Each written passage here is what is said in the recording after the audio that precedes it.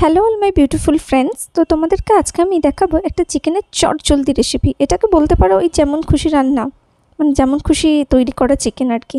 তো ফার্স্টে কুচি কুচি করে রাখা চিকেন, সেগুলোতে আমি দিয়েছি 2টো ডিম। পরে রিয়েলাইজ করলাম যে 2টো না দিলেও চলতো, একটা দিলেই এনাফ ছিল। যাই হোক, 2টো অথবা একটা ডিম দিতে পারো। তারপরে হচ্ছে কিছুটা দিয়েছিলাম আমি গোলমরিচ, একটু বেশি করেই দিয়েছিলাম। তারপরে হচ্ছে একটা কড়াইতে সাদা তেল নিয়ে নিয়েছিলাম। তোমরা চাইলে সাদা তেল বা বাটারও দিতে পারো। তারপরে ওই ডিমে আর কি ম্যারিনেট করে রাখা যে চিকেনগুলো, সেগুলো একটা একটা করে ভেজে নিয়েছি। তারপরে ছিল কিছু কোচানো পেঁয়াজ এবং লঙ্কা, সেগুলো আমি দিয়ে দিয়েছি। অ্যান্ড তারপরে হচ্ছে আমি এতে ছিল অনেক রকমের মশলা, অল্প একটু Kashmiri red chilli, chaat masala, Maggi মশলা এবং সাথে দিয়েছিলাম আরেকটু গোলমরিচ, যাতে আরও একটু বেশি টেস্ট হয়। আর আমি একটু যেহেতু ঝাল খেতে পছন্দ করি, তো সেরকম দিয়েছিলাম। তোমরা তোমাদের পছন্দ মতো দিতে পারো।